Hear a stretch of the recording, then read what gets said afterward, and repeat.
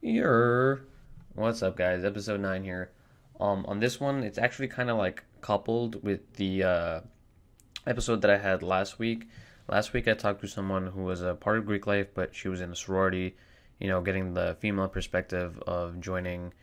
And it was definitely a little different from this week. And in this week's episode, I'm talking to someone who joined fraternity life, joined Greek life his sophomore year of college.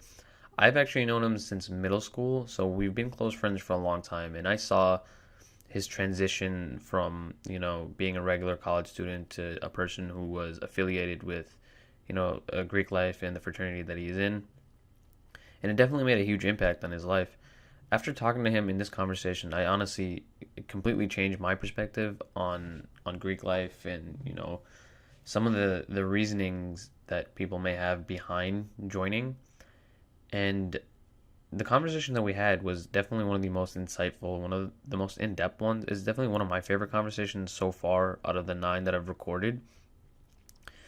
Other than that, he's a senior too. He's 21. He's close to graduating, just like a lot of the other people that I've recorded with. He's a technology systems management major, and I mean, he just like anyone else, he doesn't really know what he's doing. He's trying to figure things out. But the focus of the conversation, honestly, in this one is, life, shooting your shot, and being a part of something bigger than yourself. I think it was one of the best conversations I've had in a long time. So, yeah, I think that sums it up. Yeah, my intro's been getting a lot shorter, so I'm hyped about that. I think I've finally got a flow of things here. And next week, I'll be hitting double digits, hitting episode 10, and next week I'm going to be recording with Average Joe. So enjoy the talk that we had. I hope it, changes your perspective on things, or at least makes you think a little bit. Drinking mad soda, bro? What's going on? Is Coke Zero, so it doesn't count? Still counts. No, shut the fuck up. It's so bad for you. It is bad for you. I'm probably going to get cancer from that shit. Big ass fucking Coke from I can't live without soda anymore. Nah, bro. No, like, see, like, I originally I stopped drinking all soda, but then someone introduced me to Coke Zero, and I was like, oh, there's no sugar, so it's not that bad. But then you're just drinking mad Splendid, bro. Yeah, but no, what I do is I'll take like a regular cup, or like a small, like those round bottom like the whiskey cups, those, and I'll only do like maybe a fourth of the cup, and that's it. Like, I literally just want the taste of it. That's fair. Just move in closer. Because sometimes you have a meal and you just need soda. Yeah. Yeah, like I can't go to like McDonald's and get water. Yeah, that's what I'm saying. It just doesn't work. It doesn't work. It's just not. It's not American. Yeah. Dude, I went to Burger King the other day, and we were just talking about like supersize. That's crazy that was a thing. I think supersize was what, 64 ounces? No, that can't be accurate. 64 ounces? 32, I think. No, 32. 64 is a gallon. 64 is half a gallon, sir. A gallon is 128 ounces. I don't know. But just the fact that like people would drink 32 ounces plus of soda with sugar, it's like, what is that, like 50 grams of sugar or more? Wow. That's outrageous. Yeah, that's like a handful of sugar. Yeah. No, more. That's a lot more than a handful of sugar. 50, I don't know. I don't be holding grams of sugar. Actually, now I think about 50 grams of Bud, how much that would weigh. That would weigh a good amount. It's amazing. That's amazing. That's how I have to like think about it. Like, damn, 50 grams.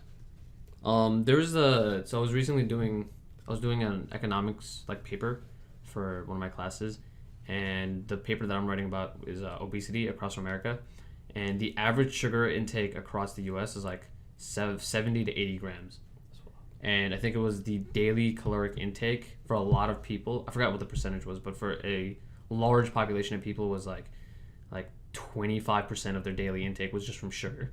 Damn. Yeah. That's wild. You pirated your Windows, you scumbag. I did pirate my Windows. I didn't buy it. Yeah. That's fair. I want to switch over to Linux, but I just never got the time. It's a learning curve. And I also don't feel like there's a learning curve. You gotta sit and figure all this shit out. Yeah, but I don't think that's that big a deal. I can figure that out. Yeah, probably. It's not like I'm an old person. Yeah. So it was 42. So the largest size was the 32 ounces, and they used to have a 42 ounce one, which was the super size. Damn. I think the largest now is still 32. That's huge. Yeah, that's outrageous. Are there some rules I'm supposed to follow? Like, is there shit I'm not supposed to say? On this, well, so the entire point of it being anonymous is just so like that's why I don't have video. Yeah. Is so that you can't directly link your face to it. And I don't include your legal name, so you can no one can legally say that you're affiliated to what is happening here. Other than that, you can say kind of whatever you want. Word. I can't say what I want because my name is directly my name and my face is completely affiliated with what I'm doing, so I can't do that. So I have to filter out everything I say. Word. But it's a free for all for you. You can do whatever the fuck you want. Word. Word. I'm gonna say like fuck every like 3 words. No, I mean I curse too. I don't think cursing is a big issue. Just also talk a little bit louder. You're like very like leaned back. Yeah, no, I'm just like I'm chilling right now. I'll be right up in it. No, don't. Okay. People are, fucking up people's ears when they're listening to it. yeah, you're probably gonna pop someone's ear doing that. I want to get 2 mics eventually, but I mean this one alone was 200, I think. Guapo, yeah. Yeah, it's mad money, so it's gonna be a while before I get to that level. Also, I gotta make sure people are supporting me and all that. Yeah. Buy some of the shirts, because the merch is out there now. Yeah. It's pretty fire. Dude, I mean, it looks good. I'm really happy that it looks good as a shirt. I just need to wash it one time so it'll fit me a little bit. Right. It's good. All right, so I'm gonna jump right into some of the main questions that I wanted to ask you. The last week I was talking to someone from a sorority. I was telling you about this. Yeah. So my focus on this one is just your history or your how fraternity life and Greek life has affected you overall in your college career. And this is really interesting because I know you since middle school. I know you for a very long time, and I wouldn't say that I didn't see you join being a part of Greek life, but definitely it's something that stood out and was wow, that's interesting that he's doing that. Yeah, I didn't see myself doing it either, but it just sort of it came up really quickly all at once. It I was a freshman coming out for rush just like everyone else was, but you're just coming out to parties, you're trying to get trying to get trashed. It's college, you want to get that feeling, and then after just doing it so often, you start to find your niche. You find the parties that you like more. You find the people you like hanging out more with, and then next thing you know, you're wait, I'm rushing and I didn't even want to rush. Which in hindsight is actually the best way to do it. You don't want people to know they're rushing. You want people to find themselves and find their connection to you naturally, more organically. You don't want it to just be forced. That's really, really interesting because when I was talking to the person that was here last time, it seemed a little less organic the way she was talking about her thing, where it's what I was talking to her about was when you want to have that feeling of camaraderie or you want a social group to kind of be with. She was saying she was looking for it a little bit more, whereas you're saying that you literally were just in it, and then you're oh, this is awesome. I'm gonna be a part of this. I never came looking for it. I have a cousin who joined Greek life when he went to college. He went to college 2 years before me, and he was just like me. He was all that's stupid. I'm not gonna do all that.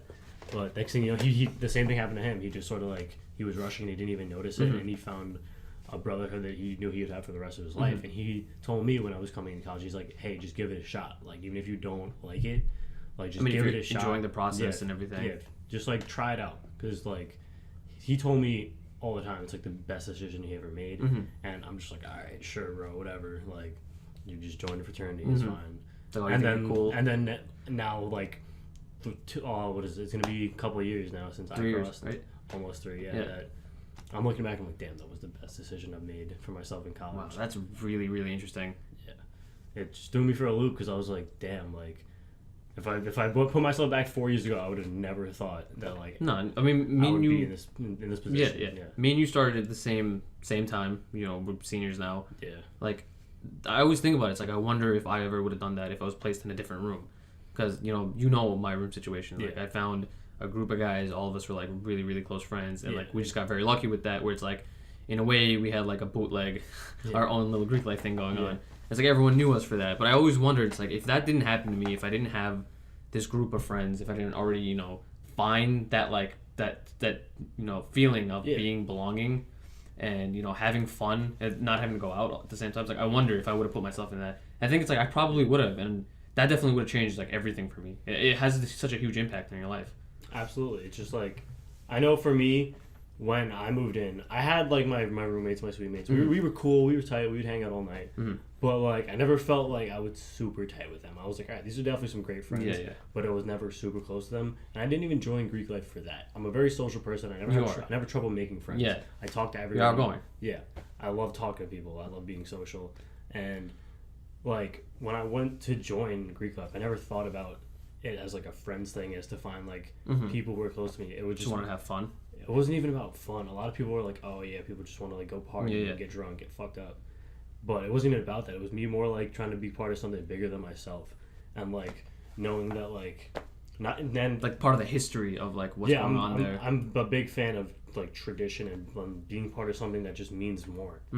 Like you can have your friends forever. You can have the types of friends. That's why I don't look down on anybody who doesn't join Greek life. Yeah. Some people are like, oh, like they're not like living up to their potential or something. I disagree with that. I think if you find your niche and you can find your friend group and something that you feel like content with, and that's fine. Right. That's great for you. Yeah. But some people like they prefer to go the other route, and I like it. Just taught me so much about being me as a person. I grew up so much after pledging.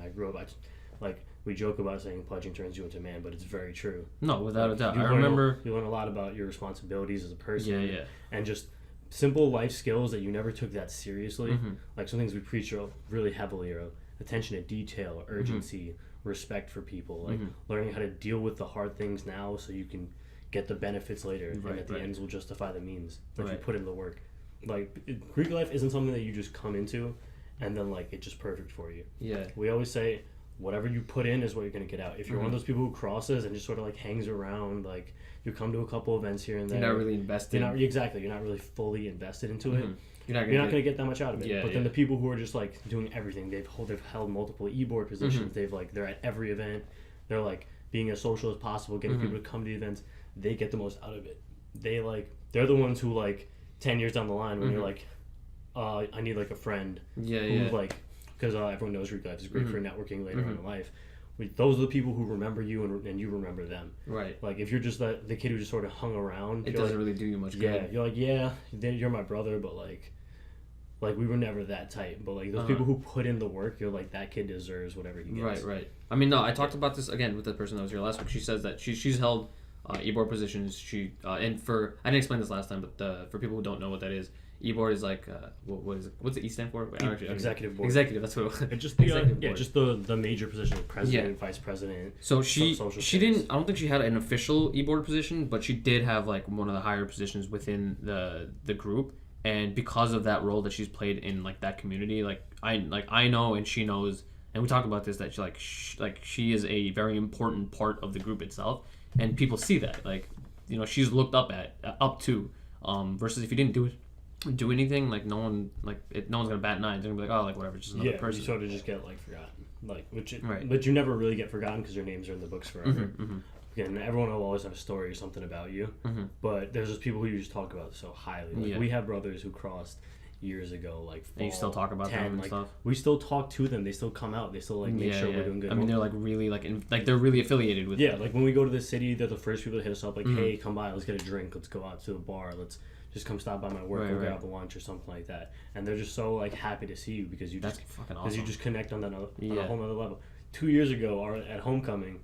Like, everyone knows alumni come back for homecoming. You see people who just graduated. People who graduated a couple years ago. There's a 40-year-old brother who came back. Who crossed wild. Years ago.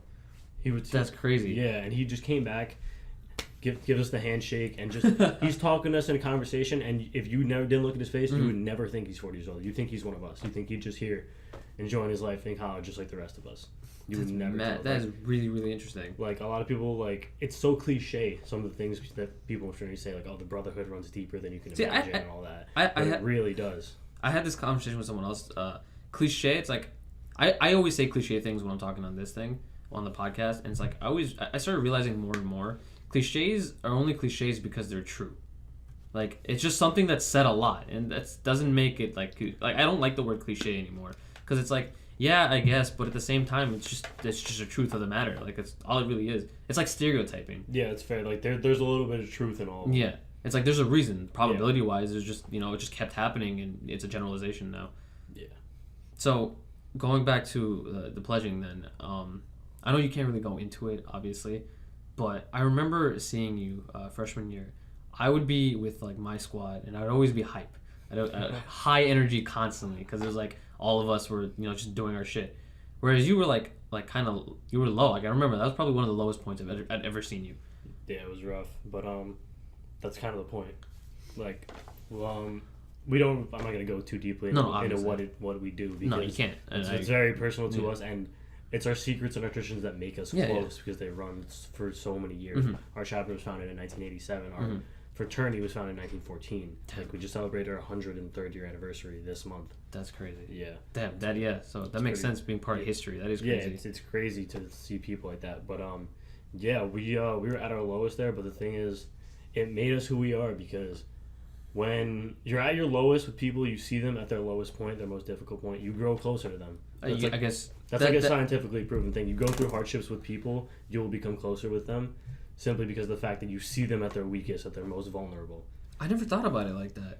Because that's true. When you're at the lowest point, you no longer see like that facade that they may be able to put on. You see them at their most core being. Yeah, when they are. When they gave us our bids, we're just like, I don't know any of these kids. Like I saw some of them at parties or something like that. Mm-hmm. I don't really know them. These kids, like, I have no idea who these people are. Mm-hmm. And now, like, I could tell you like a million things about each one of them. Mm-hmm. Like I can tell you where they are right now. I can tell you how their day was. Like I have a small class where there's only 5 of us that cross in fall 15. But we keep small classes for a reason. They make you tighter. Like if you're in a fraternity down south in Alabama, you might have a 100-person pledge class. You're not gonna know everyone. You can't tell me you know every single one of your pledge brothers like the back of your hand. Like you just develop such a strong bond just because you go through so much with them, and it just makes you so much closer. Like I know that those are people I can count on for the rest of my life. Right. Like I can call any of them at any time, and I know that like they'll be the right person to talk to. It's funny. One of my pledge brothers, we actually we hardly talk on the phone. But when we do, it's something weird's going on. Like, we need some advice.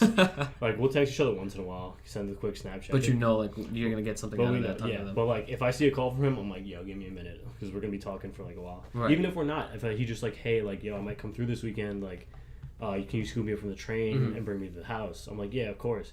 And the next thing you know, I looked at the phone, and we've been on the phone for an hour just talking, just reminiscing, just talking about life. How reminiscing, he says. It's great. That's cute. That's really cute. And it is fun because, like, we're seniors, like thinking back about how my life was in freshman year and all the different. My freshman year was so fun. I wasn't a brother freshman year, but I still had a ton of fun. Yeah, same. Now it's just stress. Now it's just, and now I'm part of E-board, so I have to worry about like running the fraternity while also enjoying myself, while also like making sure my schoolwork is good, while making sure my family is good. It's just so much to balance. Just jumping into the real world in adult life, like I don't feel ready to graduate. I know it's time. Because it's been 4 years. I don't feel ready to graduate either. I don't feel ready at all. I don't want to leave. Like we sound like typical college kids where we're just like, yo, I want to stay here forever. But I do want to stay here for another year. Just give it another shot. Maybe pick up a quick minor or something. But man, I mean, it wouldn't be uncommon. I mean, 5 years is like the new 4 years for honestly, yeah. Everyone picks up a second major, a minor, or something like that. Yeah. I've almost everyone who lives in the house with me have taken double majors or picked up a minor. They've been here 5 or 6 years. I'm the only one who's going to be here for 4, and just out of the people in the house. And my pledge brother also lives with me, but he's a junior, so he's not even at that point yet where he has that decision to make. Man, if I could, I 100% would. But at this point, I have 2 majors and a minor, and I'm done with everything. And next semester, my schedule for next semester, I got to show it to you really quick. It's 12 credits, yeah. It's 12 credits. I finally figured out what I'm going to be doing. I'm taking 1 online course, and so that makes it even less on like how many days I have to actually go to a class. And keep in mind that like I'm living on campus, so this is my schedule. That's pretty good. It's Monday, Wednesdays. So Mondays I have 4 to 8, and then 8:20, and then Wednesdays 4 to 6:50, and that's it. So 5 days of the week I'm doing literally nothing. That's awesome. That happened to me out of nowhere this semester because I had class every day except Friday, but Mondays I only had class at one time at night, and then my rough days were Tuesday and Thursday. Because Wednesday I would have lab, so every other week you don't have lab. So every other week I would have Wednesday off, but now... I mean, you're on a commuter schedule, right? Are you on a commuter schedule? No. Oh, okay. I have a normal schedule. Okay. Because, I mean, I'm not really a commuter. I live 10 minutes away. Yeah, that's true. Yeah. So when did you make the decision to move off campus? I don't actually remember when you officially did that. At the end of sophomore year, when the tuition and room and board costs were starting to pile up, and also we bought a new house, so we need people to move in. So I'm looking at all the pros and cons of like I'm saving a ton of money. I get way less restrictions on like the house I'm living in and what I can do. I have my own room, right, and I'm living with the people who are like I know I care. It's like great waking up in the morning and there's 6 of your best friends in the house with you. Yeah, it's like you never have like a shitty room. You never have a dull day. Yeah, at any given moment, somebody's doing something that you can go join them to do. Yeah, I'll wake up at like 8 in the morning. I'm just like, oh, nobody's gonna be awake. I'm gonna make breakfast. Somebody's in the dining room, like studying super hard, like for a test they have the next day, and then like right down the hall, someone's in the living room just like passed out because they were playing like 2K on the TV for like 3 hours. Oh my god! And it's just so funny sometimes. You go upstairs, the dog's passed out because he's just been running around all day because he can't sleep if everyone else is up. There's someone snoring down the hall. It's so fun just to wake up and just look what people are doing. You'll see like, it's funny because you'll go outside, you'll see a car there and you're like, that's not anyone who lives here. Oh, then you start thinking about all the people you know. You're like, whose car could this be? Then you realize whose it is. You're like, oh, it's a girl. Oh, so I wonder who she's with. Yeah, that's the fun part. You're just like, wait, so whose room is she in? You start guessing.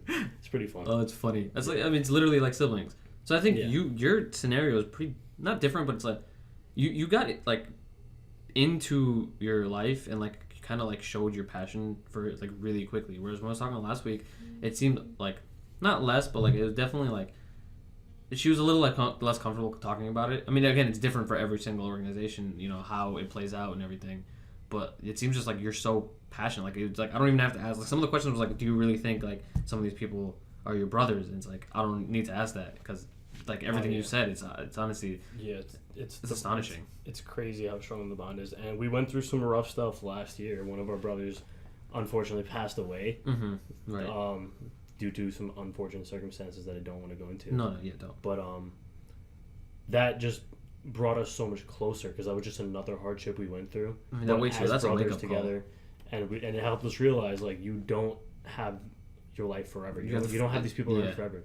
It's so eerie to us because the day or just 2 days before it happened, we had a memorial because we had 2 fallen brothers from a few years back before I even got here. We had a memorial on campus, and one of the guys who was around back then, one of the alumni, looked at all of us. He said, look at the people next to you. You won't know for sure if that person could be next to you the next day. Like, don't take any of these people for granted. Like, love them with like all your heart.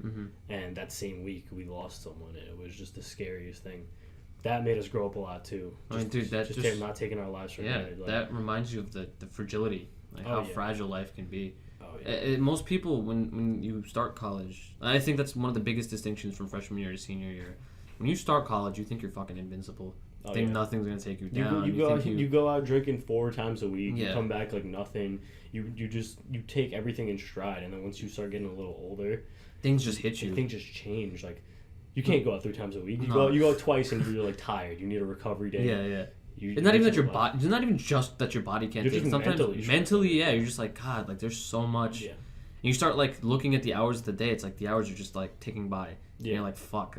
Yeah, when you're a freshman, time just flies by. You don't think about it. You always have something to do. You're having so much fun. And then now you're like, oh, I gotta go to work, and I have to go to class. Things become so blocked off. Yeah, everything's just got its own section. So as a freshman, you live your life with a much nicer flow. Yeah, everything just happens. It comes to you, and out here you're like forced into like. I totally forgot. I have to start looking at internships for the winter and getting some job experience for the summer because there's no way you get a job anywhere now without having some kind of experience. And that's not something I would have thought about it all freshman year because you're always like, oh yeah, I'm gonna have a ton of time. I don't have to worry about that. Yeah. It sucks. It really does. Because like it's not even the fact that it's just schoolwork. It's like you start thinking of external things, stuff that you can't really take into account.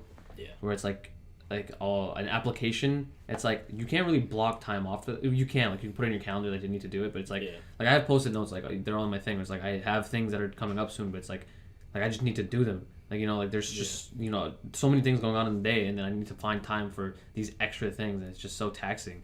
It's the worst. It's the little things that make you notice it. Like I've tried to force myself to keep living off that flow. I've never been the type of person to like plan out my day. I'm like I'll just remember that I have this homework to do, and then I have this due. Then I have to go meet with this person, and then go. Like, I can't do that anymore. I like to just remember it because it helps me feel like more like natural. It feels like it happens by itself. Yeah. But I would start getting lost in it because there's just so many things. There's so many to do. things. I can't do it. And it's funny because my sorority little sister, she bought me a planner. She's like, you need this. She's like, you really need this. She brought it for me. She like took all my syllabi and filled it out. She asked me what things I need to do. And then I started using them. I'm like, oh my god, my life is so much more organized now. That's I mean, if you look at my room, if you look at what I do, like all the shit that I do, I can't do it without me like literally writing everything down. Yeah, You're very planned out. Every single like section of time in the day is in my Google Calendar. My Google Calendar without it, like I wouldn't have an efficient day. Any events, any dates that are coming up, I know I can't remember them anymore. Like there's just so many. So I just like my mind is a mess. So I need to organize it out. I need to lay everything out and like make sure I know. And on top of that, it's like the extra stuff that I'm doing, like recording this. It's like it takes away from my time. So if I don't, plan everything out efficiently, I just lose time in the day. Yeah, I really didn't want to do that. I didn't want to plan it out. I didn't want to feel weak. Yeah, I feel it's a little bit of that. I feel like I'm losing like that organic, like natural flow of life. Like where it just comes to me. I feel like I'm forcing things to happen in my life, which I don't like, but it also needs to happen. Like it becomes more like automized in a way. Yeah, you feel just less like human in a way. Yeah, exactly. When I'm like, all right, 10 o'clock do this. I mean, it completely 11 o'clock do this. Like 12 o'clock do this. I think a good way to think about it is like natural. It's like removing that like the innocence of childhood. Like when you're a kid, like you never thought about time. Yeah, time doesn't matter. Didn't matter at all. You'd wake up and you just do a bunch of stuff. You'd hurt yourself a couple times. You'd eat food. Your mom would yell at you, and then you go to sleep, and then you keep doing it. Whatever. You didn't even need to watch. You didn't care. Like now, it's like for me especially at certain points in time, it's like I need to force myself to sleep. Yeah. Like I can't. I just don't have time for it. This whole weekend, I have such a busy, packed weekend because I work for the Democratic committee, and it's election weekend. Yeah, the 7th is. So I'm working like a 12-hour shift tomorrow. I'm taking off Sunday just to have some time to sleep because I had like a bunch of work to do yesterday. And then on Monday I'm working all day. Tuesday I'm working all day, like two 12-hour shifts. And plus I have 12 hours. Yeah. Wow. Plus I have other stuff to do. Like that's just work. I have homework. I have class. I have stuff to do. Like I know I'm barely gonna get any sleep for this whole weekend. And you just gotta take it. And I just gotta deal with it. Yeah, I just gotta deal. Like that's what sucks. Like that's why so many college kids are so like unhealthy and just like deprived of sleep and like nutrition because they just don't have the time. Yeah. Like they care. Like the grades just matter so much in them being successful that they get lost in all of it. And that's something that's just been like bothering me for the past 4 years because I've been split in this mentality of like, do I live for right now because I don't know if I'm going to have tomorrow, or do I put the grind in now and then for this tomorrow. work and then live an amazing life tomorrow? It's just this split mentality because both of them are very relevant. Yeah, like I literally just watched. I lost somebody. It's very close to me, so and I'm thinking like I want to live in the now. Like I don't know if I'm going to have a tomorrow. I don't know what's going to be next. Yeah. But then if I keep living like that and I don't plan for a tomorrow, then my tomorrow's gonna be trash. Yeah. So I'm just stuck between. You have to find that balance between the two, which is I feel like is the hardest possible. That is the hardest possible thing. It's so difficult to think about because all of college you're living in the now, but you're in college to prepare for your future. Tomorrow, yeah. It's just so complicated trying to find that perfect balance where you can be satisfied with now and satisfied later. I don't think you can be perfectly happy now. No, or perfectly happy then. You have to be satisfied and content with what you have now and what you're gonna get. Because if you lean too much in one way, it's just gonna tip the whole scale, and it's just not gonna work out. Yeah, there's just one thing that I've talked about to a couple of friends before, and it's actually something that as a trainer because I guess a lot of people think that a personal trainer is just like gym oriented, but it's like literally life. Like we help people. Well, I have helped people like balance their life in a way. And there's this one thing, it's called the 6 dimensions of wellness. And it's like you attempt to find balance in all 6 of the things. I'm going to Google really quick what all 6 was. I think it's spiritual well-being, health, mental well-being, physical. I think I said that. Wait, I'm going to just find this really quick. But the point of that is like there's so many things and you just have to find, a way to fulfill everyone as much as you can without giving away of anything else. And the best way to look at it is like it's imagine like a wheel, and every section is like a piece of the pie chart. And if you don't fill out each section the right amount and have that right balance, that wheel is not going to work. Yeah, that makes sense. That wheel is just gonna be broken. Yeah, the support doesn't fit. Yeah, physics. So it's emotional, spiritual, intellectual, social, physical, and occupational. And I think that like is a pretty good summary of like the 6 aspects that like you need to kind of balance in order to, you know, not be happy, but like find a state of like flow and consistency and like be able to like keep going. Because honestly, there's some times where I'm doing all the stuff that I'm doing and I get so overwhelmed that I just want to give up. All the time. All the time. Every single day. All those days where you wake up, it's like 7 a.m. You're like, I don't want to get up. I don't want to go to class. I don't want to go to work. Like, why am I doing this? Yeah. Like, I'm not enjoying what I'm doing right now at all. Like, this sucks. Yeah. And you just have to push through. But you got to do it. Yeah. It's just something you got to do. Like, there are some days like I genuinely feel like just so. I don't want to use the word depressed to like that takes away from the word because there are people who deal with real depression, but like just that's a severe thing, like very very severely like upset, and I just wake up and I'm like just unhappy, just not content with anything. I don't want to do this. Like this is so much work. Like things like just I mean I always use this example just because it's what I'm doing, but the podcast it's like I don't know if this is ever gonna go anywhere, and I don't know if this is worth doing it. And it's like I have to do it though. Like I don't want to cheat myself and not do it. Same thing with the gym. It's like I don't want to cheat myself and not do it. Like I want to do it, but sometimes it's like I can't. But like you just need to push yourself. And it's so difficult sometimes. Oh yeah, we joke around all the time with that at the house talking about girls where you say shoot or shoot. You'll never know if you're going to be able to like get her number or talk to her if you don't try, if you don't shoot your shot. Yeah. But that applies to so many other walks of life. Too. It applies to everything. Like I don't know if I'm going to get a job coming out of college but you got to try. Be successful. But I got to finish college. I got to you got to keep pushing through. Yeah, like that's so true. Shoot for shoot. That's fucking. Just you got like you don't know if you don't try. It's just such like and then you're just gonna have the regret. Yeah, no one wants regret. The regret is so much worse than missing the shot. Yeah, any day of the week. Because then you could tell yourself like I did the best. Yeah, I like could, I did. I put my all into it. If it didn't work out, all right, then I'm gonna try my best at the next thing. Yeah, but dude, going back to the girl thing, I'm so mad at myself for not doing that earlier on in my college career. Because me too. Like I was like coming into college, I was like, I don't even know how this works. Yo, honestly. And then like once you get over that fear of like rejection and just like not even rejection, just not having things work out exactly your way, doesn't even have to be your way. Your mind plays games on you. Your mind will destroy. There was this one Vsauce video a long time ago, and it was about how social awkwardness it lights up the same parts of your brain as actual physical pain. Social awkwardness is rough. Like, like even as a social person myself, like there's times where you're just like, cringing, and you're like, be here right now. I don't want to be in this situation. Just super. It's like when you have to like hand in some homework really late in class, but it's a huge lecture hall, so you have to walk up in front of like 100 people awkwardly, just put it on the desk and walk back. Everyone's like, yo, I'd rather just wait for the end of the lecture. Like, realistically, like no one really cares. None of those people really care, but in your head they're all judging you. That was the biggest takeaway that I had. And I got this more as I worked more as a cashier, because like every single day these people will come in and they'll buy shit and they'll leave. And it's like, even if I fuck up, like I thought about it, it's like when I go to like a store or a restaurant and someone fucks up or like they do something weird or wrong, that's a part of my day for maybe 10 minutes. Yeah, and then I move on because I have my own things to worry about. Yeah, no one cares. That serious. It doesn't really matter that much in the grand scheme of things. Yeah, nothing really does, but collectively it ends up, which is just. It's so crazy to think about. Like, all the little things you do in your day individually don't really mean much. But when they add up, they make you who you are. Yeah. It's scary. It is. Life is scary. Yeah, the amount of times I'm sitting in my room and I'm just doing homework and I'm just like, I could just take a break and just play like one game of FIFA real quick. Always gotta play and FIFA. Then I'll blink and it's like 3 hours later and my homework is like past due. I'm just like, damn it. Just played one game. Like, I just couldn't control myself. Like, in the grand scheme of things, that's one late homework. But now that if I do that every single time I have homework, I'm failing this class. You're screwed, yeah. I mean, that goes back to what I was talking about in the beginning with the soda. So if I let myself keep drinking soda, it's not going to be good for my body. Oh, yeah. That's why I let myself do like a fourth of a cup and that is it. Because if I know if I start doing more than that, it's going to keep going more and more. And like originally when I first started drinking Coke Zero, I'd always go and I'd buy 2 because the Stop and Shop is 2 for $5. Yeah. So I'd buy 2 and I'd keep it in my fridge. And I realized like every time I bought 2, I would finish the 2 within 2 weeks. So I was like, I have 2. I'm gonna go grocery shopping again.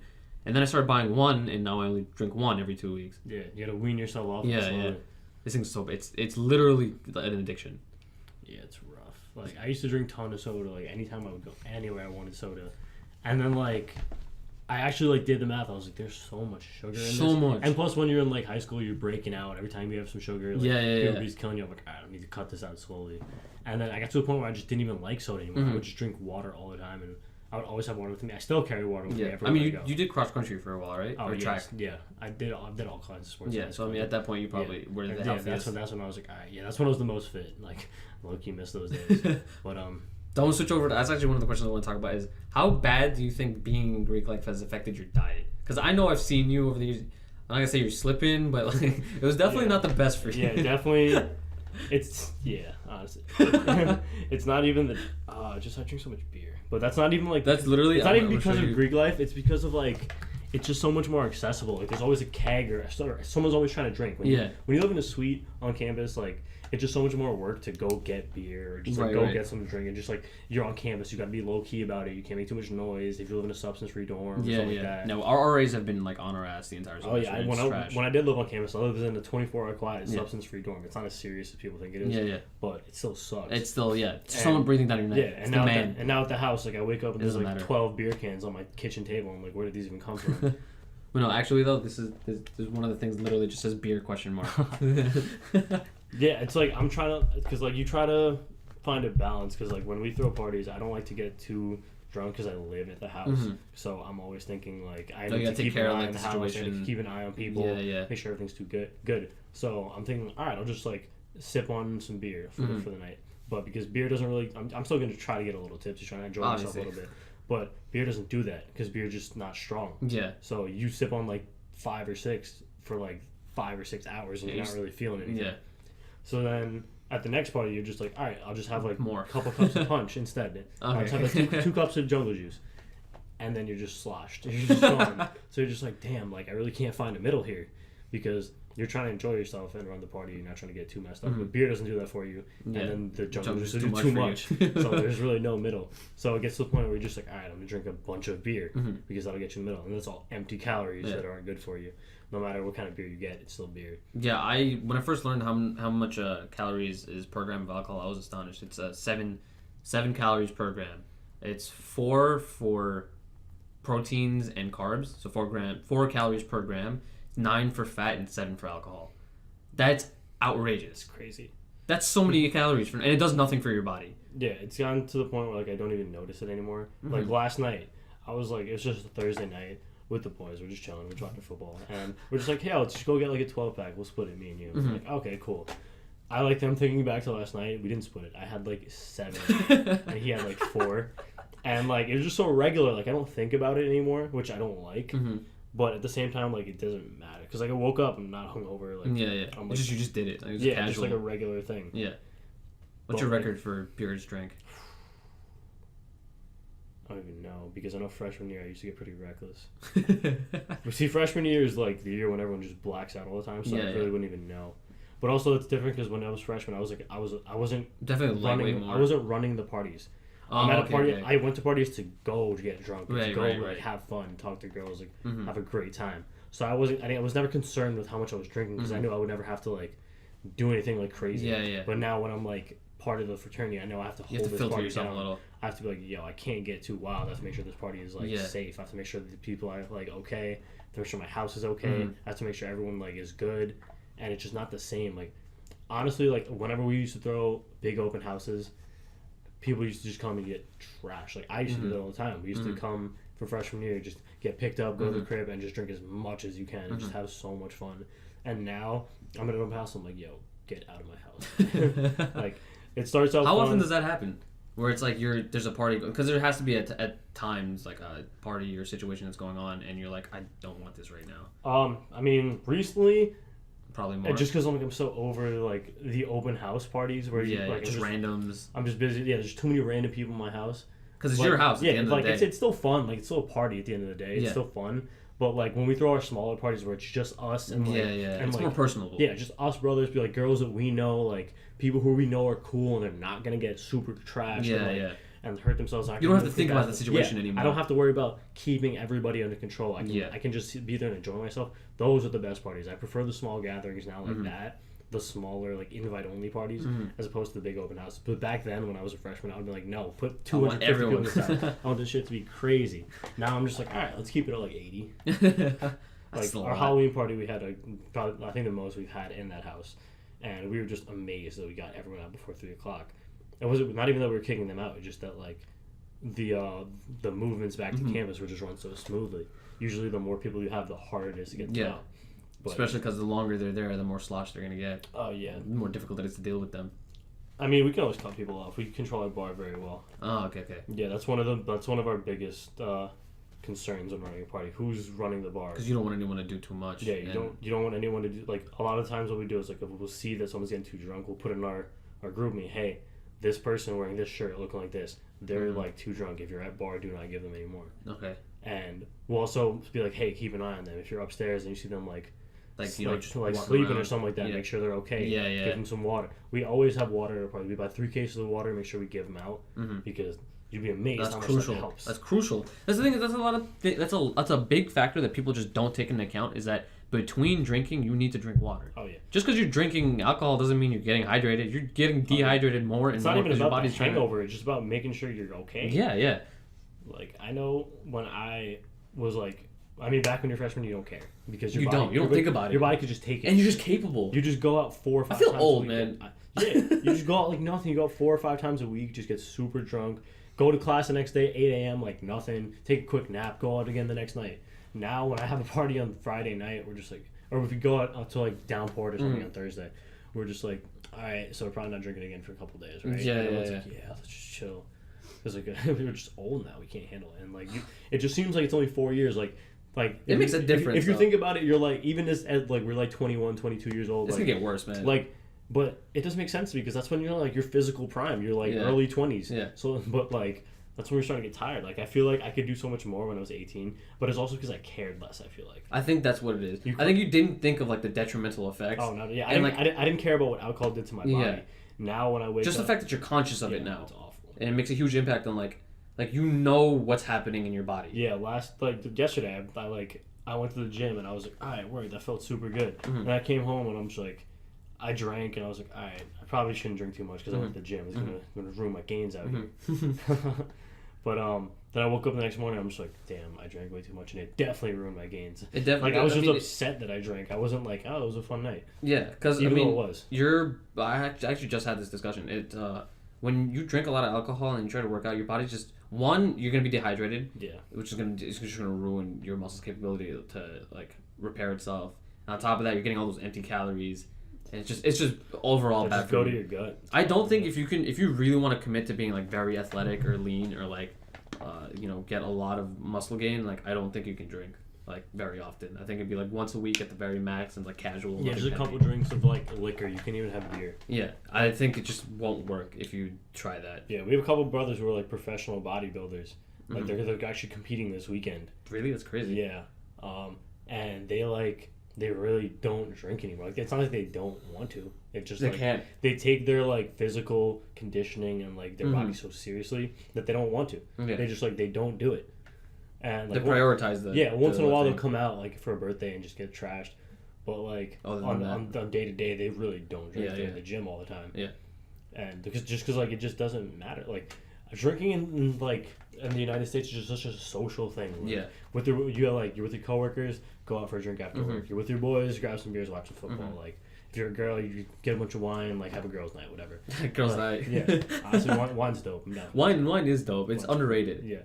But like in other countries, like it's just like it's way less social. You could just do it whenever. Like I know if I drink alone, I feel like a loser. I feel like I'm like, what am I doing? No, but it's normal in other. Yeah, it's very. Yeah, but other countries like you have glass wine with dinner like every night, like just regular. Like you go to the bar like every few days, like with your boys. It's just different. The captain from the 4th episode, when I was talking to her, she went to Italy, and she was talking about like when they were in Italy, like it was very very normal to just drink from like sun up to sundown. It's just like, oh, like we're just drinking. Like, what's wrong? Yeah, it's so fun because like. When we go there, we're like, "Yo, this is crazy." They're always drunk. Yeah. But then they've been doing it forever. Like, and their drinking age is so much lower because there's so much less taboo. These kids are drinking with their families at like 14, 15, 16. And it's like a healthier relationship with it at the same time because they know like, oh, like I need to drink water. Yeah, they know much more about it. Out here, it's just like don't touch alcohol till you're 21. Yeah. And when you're 20, you just get trashed. You just get trashed because you have no idea how to deal with it. It's either like all breaks or just floor. Yeah. There's no in the middle there. It's bad. There's no gradual. Like upskill. I mean, obviously, most people really do drink before they're 21. They don't wait that long. Yeah. They find their ways. Everyone does. Everyone does. and they learn it by themselves. But like learning by yourself, it's you got to take some L's. Yeah. To learn your limits, you literally need to get so inebriated one time, and you're like, I can't do that again. Yeah, and then your tolerance just goes up and down. It's just different, and you learn different things about alcohol. Like certain alcohols will get you more trash. Like, I really don't like vodka because it just messes me up. I get sloppy drunk. But if you give me some whiskey or some rum, I'll like enjoy that all night. Right. And that's like, probably your Caribbean roots. Yeah, honestly, that's really what it is. I love rum. That's great. But then if you give me beer, like I'm not gonna just throw back beers like nothing. Like I'm not trying to shotgun beers. Those days are gone. I still like shotgunning beers. It just hurts now. It does hurt. It's not really worth it at the end of the day. I was never even that good at shotgunning, honestly. I'd rather just drink it. Like I was able to beat a lot of people that were a lot larger than me, which is why I found it fun. I thought I was good until like one of my brothers who's in my line. He's my big brother. Mm-hmm. He's like the champion chugger. He's like, yeah. He's like, if you beat me, like I'll give you whatever you want. Mm-hmm. I'm just like, whatever. I'll give it a try. And then like before I could even get like a third of the way done, he was done. I'm like, yo, what? Did you just swallow the whole thing and then go?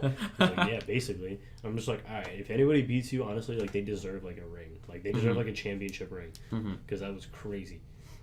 I don't really just like, I don't get trash anymore. The last time I was like pretty drunk to the point where I'm like, wow, like I haven't been this drunk in a while was homecoming. Not even homecoming the day, like homecoming like the night before. Yeah. Because my pledge brother came down. He lives upstate.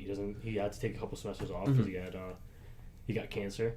But he's cancer free now. Okay, my boy. Fucking good shit. Yeah, thank God. It was the worst kind of testicular. Oh no. You only got one nut Willie. Oh yeah. But yeah, that's my boy. I love him to death. Man, fuck cancer. Yeah, that shit's awful. But he came down for the weekend, and I was like, all right. We're gonna get lit. It's my last homecoming, so we're gonna get lit. So I bought a big the biggest bottle of Captain Morgan I could find, and then me, him, and one of the younger brothers just stayed at the house. Like some people went down for it, which I was gonna do, but he's 20. You just want to spend time with him? Yeah, I mean he's 20. If he was 20, he would have come, but he couldn't. And I was like, yo, I'm not gonna make you come all the way down here. And just be like, hey, I'm going to Newport, just chill at the house for a little bit. So we just got super sloshed up that, where we each finished like a third of a handle. And we were gone. Just chilling. We woke up the next morning, we're like, yo, that hurt. Like, we haven't been like that in a long time. And then homecoming, you just drink beer all day long. And go downport again at night. Which honestly wasn't that great. Because it's just homecoming weekend downport, it's just so packed, you can't even enjoy yourself. It's rough. So what's the most inebriated you've ever been ever? That's a good question. It has to be one time that like really stood out. That was like the most... I've had times where I've been like the most drunk. I've blacked out a couple times. But I haven't blacked out that often. I'm usually good at controlling myself. There was one time when I just fucked up and I mixed things the wrong way. Right. Like, I was sick, so I just took a bunch of NyQuil. I was gonna go to bed, and I was in my suite, and then like a bunch of people like came into my suite like 12 in the morning, and they brought like a ton of like tall boys and like those Bud Light Lime-A-Rita things. Those things are horrible for you. Girls drink that shit all the time. And that's why they get them. That's why they get too lit. But I get FOMO. If people like having fun near me, like I'll wake up and like, yeah, I want to be missing out all the time. like my room at the house is next to the kitchen. It'll be like 3 a.m. and I'm just like kind of sleeping. I'll hear people doing stuff. I have to wake up and see what they're doing. Like, hey, it's good. So that happened that night where I was drinking NyQuil. I forgot that I drank NyQuil. So like NyQuil and alcohol don't mix well. No. So like I just had like one of them and went back to sleep. I woke up and like my garbage can is full of like pink yak. I'm just like, that's definitely mine. I don't remember where that came from. That was a rough night. You only had one? You had one entire can? Or like one, but it just didn't mix well with the NyQuil. I was really sick. I mean, that thing doesn't... Yeah. And I drunk texted like a lot of people a lot of bad things. And it was really funny. Another time, this was the time I felt the worst after getting drunk was I was actually pretty young. I was like 17. I was staying at my cousin's house in Jersey, and he's got like his dad has like a full bar in the basement, and, like a pool table, and we're like kids, you know, like you're in high school, you want to like live, you want to have to do some fun shit. So we're just like, yo, let's play pool, hit a pool table, and we're like, yo, we're just like, let's get reckless. Every ball that your opponent makes, you have to do a shot. Oh my God. But it has to be of different alcohol every time. Well, why would you do that? And you know you're not supposed to mix alcohol because you're 17 and you don't care. So we played 3 games. And you know how many balls go down in 3 games of pool? A lot. And it was just back and forth. And it was a different alcohol every time. I woke up that morning and I threw up like 15 times. like I was hungover like the next day too. It would fade from me being super nauseous to me having like a headache, just like just going back and forth. Like I woke up and I was like, there was throw up like around me. I'm just like, this is definitely mine. This is gross. No. And like I was like that was one of the few times where like I just didn't remember a lot. But like usually when I black out, it's like a brown night. You remember bits and pieces, but you don't. The only time I've only blacked out and not remember anything was we have this like wine night. We have like a date night and then a fraternity where you just like you bring a girl you like, you come out, we eat some wine, we have some food, everybody dressed up mad nice, take some pictures. It's like a fun time. But wine will sleep up on you, wine will creep on you and just come at you. I don't know. And like I brought my it's like Randy I brought my sorority twin. We're super tight. We're just friends, and like we came, had some wine, like had a good time. And then like she left kind of early because she had some work to do the next day. So I was like, all right, it's fine. Like I don't really care. I'm already drunk. And like I went to bed, and then I woke up, and everyone's telling me all these stories, and I'm just like, when did this happen? And they're just like, you were there. And I'm like, no, what do you mean? I went to bed when my date left. They're like, no, you didn't. And I'm just like, yo, I blacked out at like 10 o'clock. What happened? Like, tell me all the stories. And it was so funny. There were so many hilarious things that happened that night that I just didn't remember at all. That everyone's telling me about, which sucks when you black out because they low key sounds fun. Because they could lie to you and say you did stupid shit and you don't never know. Yeah. But like I didn't really do anything wrong. That's good. I was just yelling, being a drunk asshole, which I mean usually like that anyway. Yeah. All right, to wrap it up, the last thing I just want to ask you is for those who are considering joining a fraternity or a Greek life, like the kids who are like freshmen now or like sophomores. Like what is one thing you would tell them that like probably is your biggest takeaway or something that's like you wish you knew beforehand or something that you think is like important to making that decision? Don't force yourself into it. A lot of people are like, if I want to be like cool, if I want to have fun in college, I need to like be in Greek life. Like you'll force yourself into somewhere that you don't like, right? And that just comes off wrong to people too. Like for all you know, that could be your perfect fit. But if you try to force yourself in, then people are hesitant. They're like, why do they want this so much? Like there has to be something wrong. Like they're just like they're like kissing up to you. They're just on you all the time. They're just like, oh, this is so great. You guys are so cool. Like that. And like just like it's a balance of you finding them just as much as it is of them finding you. Like there's a ton of kids who we like thought would be great brothers, but like they ended up not coming out to us, which like. You're a little bit like, I wish we had him, but then you're just like, all right, that wasn't it wasn't the right fit. Yeah. And we like to, it's super like high and mighty, but we like to carry ourselves with the attitude that like we don't miss out on anybody. People miss out on us, which is super like, no, that's the right way to. We're the best, but like it's the only way to think about it, because if you don't think about it like that, you're just gonna be upset when like a bunch of kids that you liked and you thought would have been great brothers didn't come to you. It goes both ways. It goes back to like the shoot for Yeah, you gotta shoot your shot. That's what it was. Shoot your shot. You gotta shoot your shot. It goes back to that. It's like if you don't, it is what it. Even if you didn't, doesn't matter because it's gone now. So you gotta do it now. Yeah, a lot of people are very hesitant to agree with because they don't even know what college is like, and they come in fall semester from the Greek life side. I feel like if you cross your fall semester when you first came in as a freshman, you're lucky because you got to live as much Greek life as possible.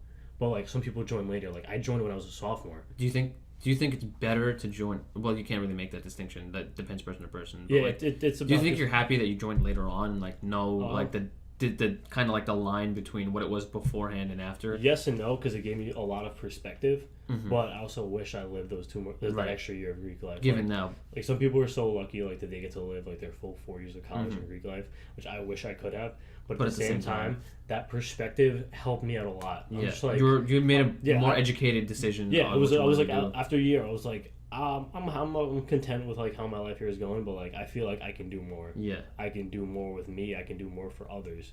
Like one of my favorite things about Greek life is all like the community service things they do. Everyone's always running fundraisers and like different bake sales and walks for like cancer and Crohn's disease and all kinds of stuff, and we don't just do that for show. It's because we care. Yeah. Like we did a fundraiser for my pledge brother who had cancer, and we raised we made a GoFundMe and we raised I think almost $10,000 for him within a matter of like a month. That's amazing. Just because we put in so much work. We were doing fundraisers at like Miller's Ale House. We do raffles. We did this thing where we did a Facebook live stream because right after he shaved his head because he was going chemo. Yeah. All the brothers we did a Facebook live stream and we said, hey, like if you want to help us raise some money, you nominate a brother who's here to have the head shaved, and if you donate money, they'll do shave it. Their head. And some of us want to. That's a smart one. And some people will hold out because like they like their hair a little too much. Yeah. It has to be enough to like. Oh yeah, if you're just getting buzzed, then it's whatever. But like someone has a ton of hair, we're just like, you gotta throw some money. So some alumni would hop on, and they're just like, they would start messing around. They're like, yo, I'll give you $150 if you only shave half of his head. And some guy did that. Someone was like, yo, I'll give you $300 if you shave someone's eyebrows, and he did that. Oh no! And in that one night alone, having eyebrows is horrible. Yeah, in those like 2 hours in that one night alone, we ended up raising like a good $3,000 from like those 2 hours out of the 10. That's amazing. And, yeah, it just means a lot more than people put it out to be. Yeah, they're like, oh, it's Greek life, just partying. Yeah, it's drinking. not just partying. It's just like there's a lot more to it. Yeah, like the stereotype is there. Like that's part of it, just as a social aspect, but it's just so much deeper. Something we always say is that from the outside looking in, you can't understand it, and from the inside looking out, you can't describe it. It's just something that like it's an experience that like you have to experience. You have to be part of it. Yeah, and it's not for everyone. That's why I say don't force it. Don't try to make yourself part of it, but don't distance yourself from either. Like, if it comes naturally, that's the best way. That's why I feel so blessed that like it just came so organically, and it just if there was a flow to it. It was just like I slowly realized like this is something that I want to be part of. Yeah. It wasn't that like I have to be part of this, or like it just happened. I'm never gonna do it. It just sort of happened. And I'm happy when things happen like that. I love when just like your schedule, you gotta have a flow. Yeah, everything needs a flow. I love when everything flows. I hate like forcing anything in my life. Yeah. All right, on that was a fucking amazing, dude. That was a really good. That was so insightful on so many levels and so many things. I'm really glad that you're the person I got to talk to about this, because I think, I mean, given like I know you for so long, it's like I know like we've become, the impact it's had on you, and like you're really good at like talking all the points up. You kind of went through everything I wanted to go through pretty easily, and like touch every subject matter that I think someone who wants to go into something like this would need to make a right decision and like get a better idea of what they'd want to do. I'm glad you had me on here. No, dude, without a doubt. Thank you for being here. Any updates I need to give the people out there? No, other than I have shirts. Yeah, I'm gonna keep telling people that. They're pretty nice. They're actually dope. And I'm actually really broke. So, I still don't have any sponsors in terms of like, helping out with the thing, and I'm still paying out of my like wallet to like host everything. So, that'd help a lot, guys. I would love it. And I think next week I'm talking to Average Joe, which was supposed to be 2 weeks ago. But he's going to be next week, and that's the 10th episode. And there's, I think, a little surprise on that one. But other than that, thank you for listening. If you know of anyone, or you think, or you are someone who is considering anything in terms of like Greek life or fraternity life, like give this a listen, share this. I think it'd be very beneficial for anyone that's on that path. And other than that, thanks for listening, and peace out, guys.